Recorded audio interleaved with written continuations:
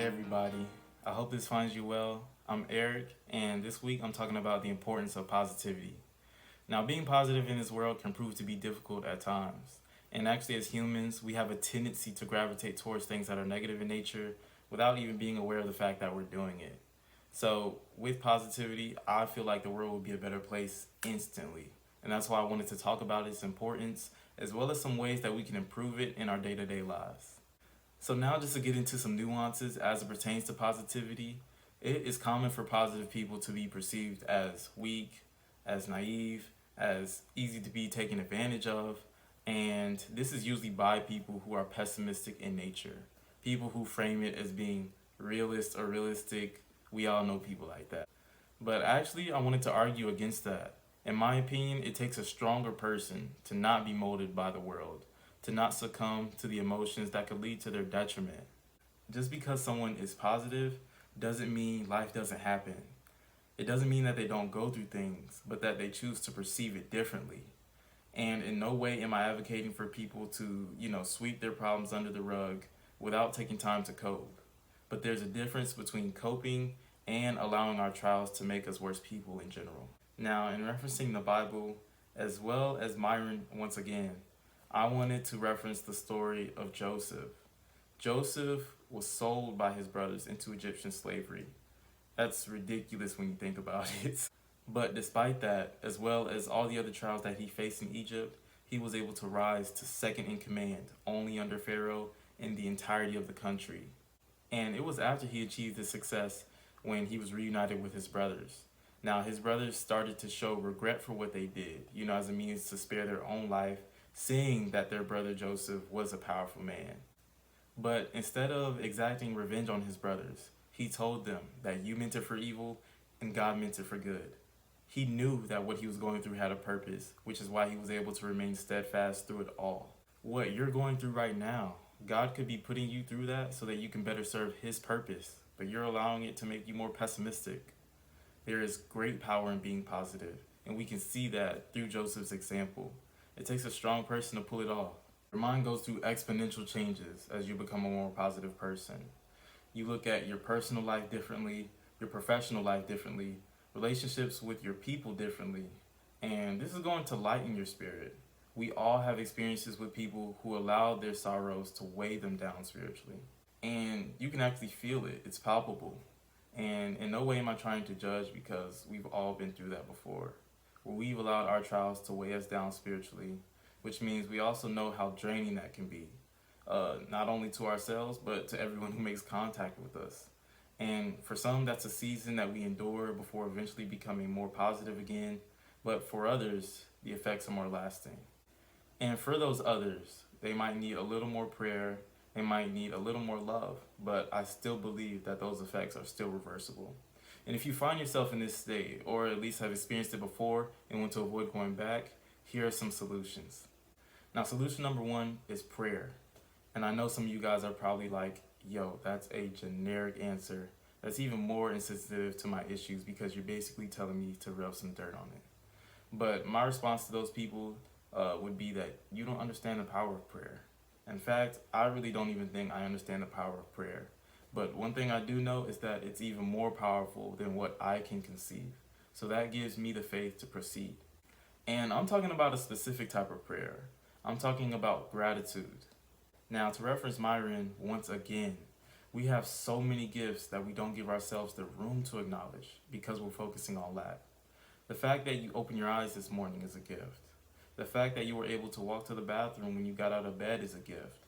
The fact that you were able to hear the sink water running is a gift. Now, you just opened 3 gifts before your day even started, yet you're focusing on the lack. 3 gifts that not everyone in the world has, and that in itself should make you more appreciative, which in turn should make you more positive as well. When I thank him for the little things that, in fact, really aren't so little, it makes me appreciate everything, big and small. Now, solution number 2 is to evaluate those around you. Earlier, I alluded to how people who are holding on to a lot can be draining, and it can in turn affect how positive you're capable of being. I understand that completely cutting off relationships with people you know and love can be difficult, so I necessarily wouldn't suggest that. However, some distance may greatly benefit you.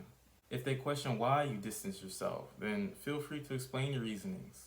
Of course, in a loving and respectful way, because this is a person that you love and respect. If you surround yourself with people that are positive and light in spirit, then you in turn will be more positive and light in spirit. Now, solution number 3 is to be cognizant of the media we're consuming. I highlighted this in my video, How Society Destroys Thinking. So after this video, you can go feel free to check that one out. But it's media's job to attract viewership. And the media knows that we love negativity. So that's what they're going to put in front of your eyes. Now, I'm sure you guys are all familiar with the post feature on YouTube.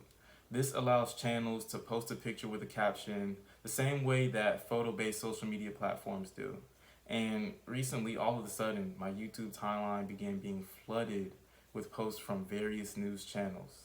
And everything I saw was about someone passing or someone being kidnapped, just an overall negative situation. And it really made me assess the potential damage that this could do to my mind. There are people that are constantly consuming this type of information, and I think they severely underestimate the damage that it could be doing to them. They may frame it as staying up to date, staying informed, but it's a gross misrepresentation, as it's wildly imbalanced, skewed towards being negative, of course. And yes, every time I see one of these tragic stories, I feel terrible for everyone involved.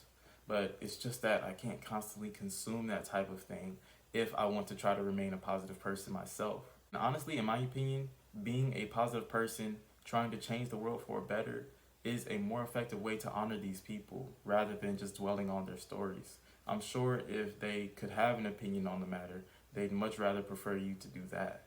But I don't even think that media has to be necessarily negative in nature for it to affect our positivity. You can go look at any survey or other scientific research as it pertains to mental health, and they all pretty much conclude that today's young people are the least happy. And I believe a big reason as to why this is because we're simply exposed to way too much. A kid today is likely exposed to more people than his parents were ever exposed to in their lifetimes. We always perceive the advantages of interconnectivity, but we never evaluate the potential downfalls. The fact that my generation compares more than ever, covets more than ever, is more insecure than ever, yet at the same time prideful and as boastful as ever, is a direct result of our insatiable consumption of social media. We all scroll. I scroll and it's something that I'm working on. But none of us have ever finished scrolling for 2 hours and said, hey, I feel good about myself. Or, hey, I did something positive. See, the thing is, we have to change the type of media we're consuming to be things that are positive, and we have to consume less, even if it is positive. If you're watching the news, honestly, you should just throw that out altogether. I promise your life is not going to change, and in fact, it's probably going to improve. So that's all I have for today. Feel free to hit the comments and let me know if you derived any value from this, if you begin to apply any of the solutions we discussed, and how it's helping you. Thank you to everyone who's liked and subscribed, and I definitely believe that we're building a great community of motivated people that just want to be better. And if you're not subscribed and you didn't like the video, I ask you to go ahead and do that so that you can be informed when I upload and so that you can be a part of this great community that we're building together. All right, and that's a wrap. So with that being said, I believe in you. God has a purpose for your life. And thank you for allowing me to make my contribution.